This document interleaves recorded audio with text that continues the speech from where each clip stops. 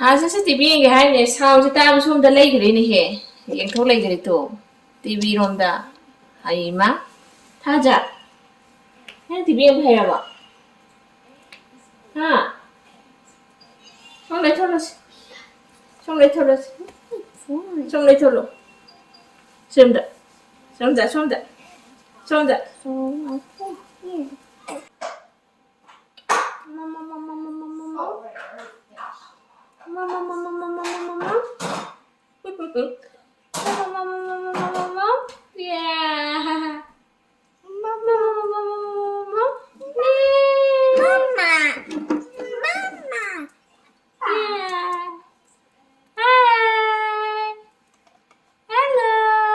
Yeah. Yeah. Hey, si pundi mura bro. Taja. Yeah. Yeah. Yeah. Let him go. Let him go. Yeah.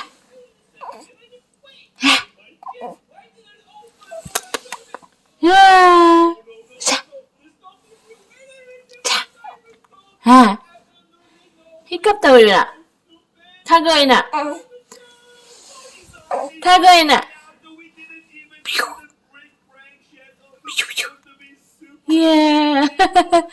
Yeah. Yeah. Let him go.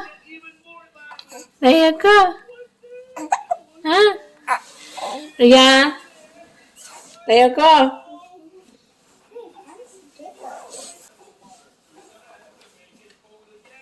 Sige video sidi kelone edise quite fast akoina ma poco de haidare matomda sukta thadok taba do ngarang hojiksi ma school sapase ngasi ngarang heina tangkhai ma drop tawe adegi pick up su tangkhai ma my school se amla padina 10 minute manga muki chang tani ado to masidadi mi se angang chi chawra su class 5 6 kar su pick up drop sit tong na hai tare do ma si ngarang se khoi da ko su office sapanina mi le thamne na sidadi adjust to bina ba mi se amta le te bani na taw ne angang api si ju ngarang di thani pho pha de ba ngang se in the weather si de jacket o kari ba taw ro pu thoe do yan se pu thoe na aina hala lambi tangkhai ma tang drop taw kre na matom chat loi na dagi halak pa su matom ta lak re tangkhai ma no pi re ngasi di keno tawre thin basu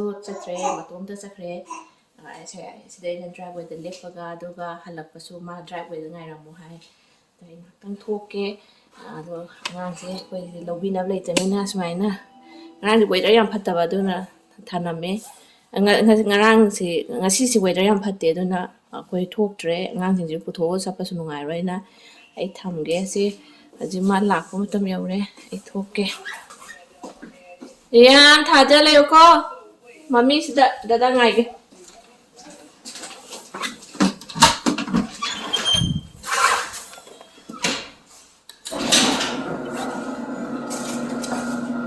estas le pique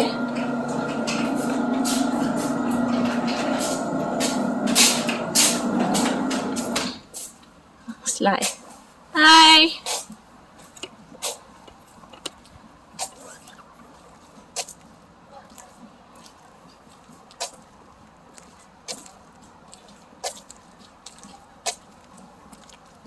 weather se pura foggy ore ngasi se amna weather phatta bai dare jina khar ngam thoinga sa ayung hele foggy di Eddie you are big boy now Chaore snow do snow se se ngai pem ngai bra wa bra No, ngai bro wa bro I'm not tired and it's okay. it's okay sister Chaore ka nang enjoy ta bro na tum cha fa confident ho ra ba Yes.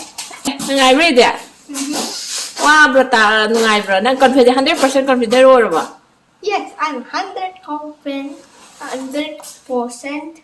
confident.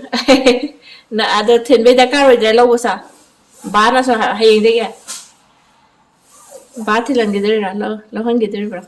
Ang natom sa tribra. I go for myself. Oh. I need to go by garage door though. Okay. Sisi asida ni ngarang di as hapaga ngang ani area apik pa si happy thaza se sida. Si manung sida. Can I go? Ngai ko adoga hapaga kaino tawre jacket tha balilaga. Adagi phi som chelle yan chom kaino jacket tha balile bot nong to nga koi chi chatli ngarang di waman wa bai di weather si ka ngang na ga dai pakhat pa. As maroon yes jacket hanging tawda ni dia. Edi iskun halak pa gidi. Moi di taphawa na sida moi gi lambi main road ta cross to bina mo moi security guard hai tare lai Cross guard. cross guard to dai ye du na pha ba hai tare do en ase ngarang ni mate mo le pa ngai ra ga yeng lai re. Before you go, can you sign this? Okay. Hey, I'm ready already. Agenda. Also, can I have $8 Kaige. for a book? Bapi tribo. No. Okay. Can you give me now Say. or after I come down? Down now, so all over the kind of those be hachel. Okay, just give me $8. Okay.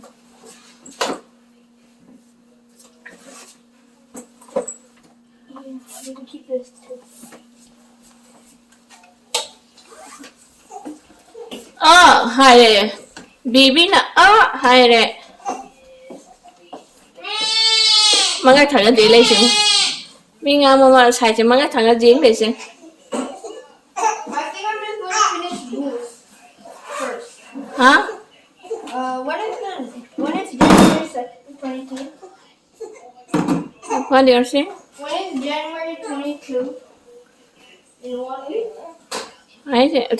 It's on this one, right? Sunday or any? Well, I still have to finish it.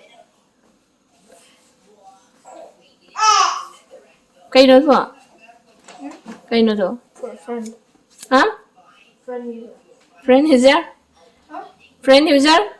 Game sana ba kya? Baby na hai le ne. Okay. We go. He was crying a little Okay. bit, but hi. Ate da mai na. Shower ta ba ka gre. Ji shower ta dress kon halak pa ki kain pai tikan da shower. Okay. Enjoy. See you when I come down. Okay. Hello Rian. Hello Taja baby. Come on, no. 2, 3, 4, 5. Come on, no. Oh.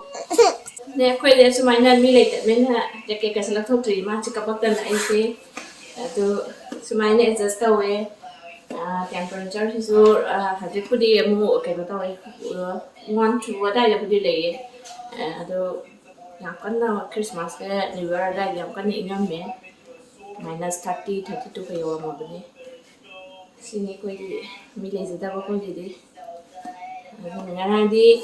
Haza bibi so winter se koi thu re stroller da doga asi di se koi na kha thado pam su dar ka roi ra ba adagi adam koi da depend adom tawra leiba si so moi sok sila amne na khara trial tawra se na do ma confident ha na di dum confident oi de hai dum si oi de hai courage man kha thado ko tam se do khara di yen sin tab di ate to sinay ko mina ko ro pa do to wala ta wono sinay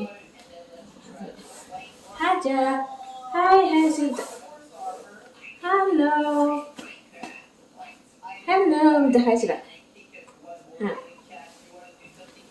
sumay na tawraga kaya sa story tuni si hay magi fast ko matonta sa pahay dare matonta fast sa pagi memory oy na ba first time matonta khadu pai ta si memory oy na ba thamore na si se video ma di si maga Hey, Kaja. Hi, Tashish. Hello.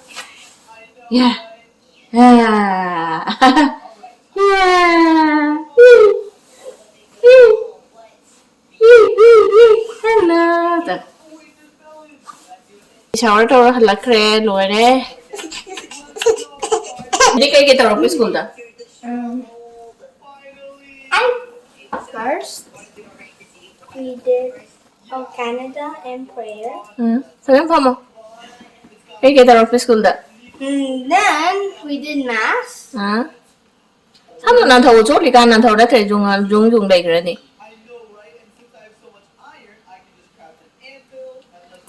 Then after math, we did recess. Ha? After recess, we did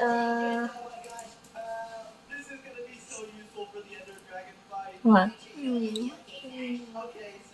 oh yeah, snack after recess.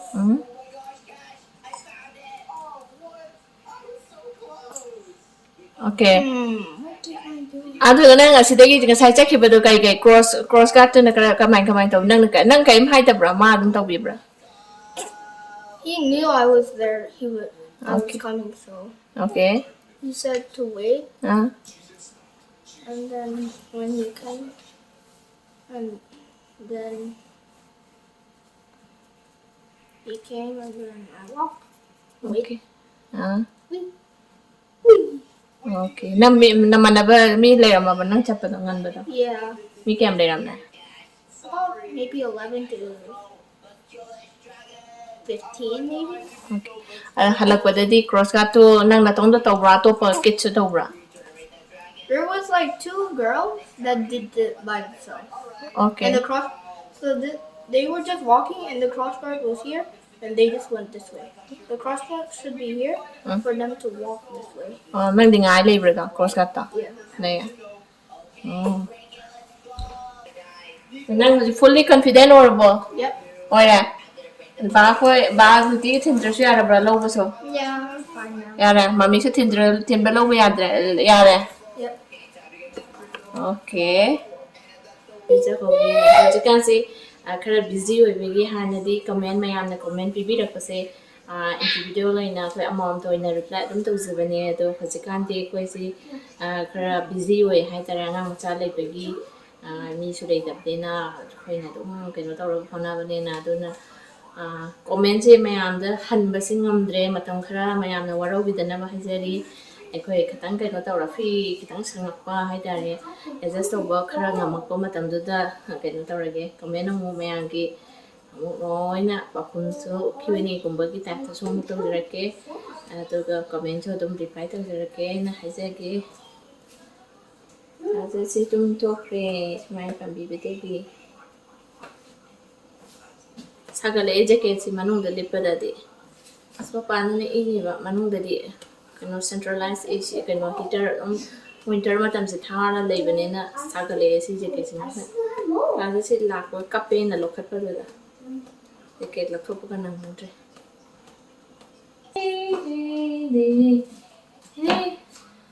this man kano tawre this edi se kan di responsibility su am lore sana breakfast ke so semjere ada breakfast ai kano tawwa breakfast ba dinate cereals kumba degi toaster bread kumba sangom sada tha ko ma dum ngamle even school gi cheese bread ka so ma dum se ma pu puzar hai tare ado sa lakpa gi khara ingon so am help ore para so help ore ji koi inter delivery tara lei pa matang so ma na cheese bread ka se la me hai sangom ka sala piro ko su ya ore ado na kanare di se Amena responsibility kara kara pi basu darkar wai thabak ungi thabak inkhang so dum ta hale kara macha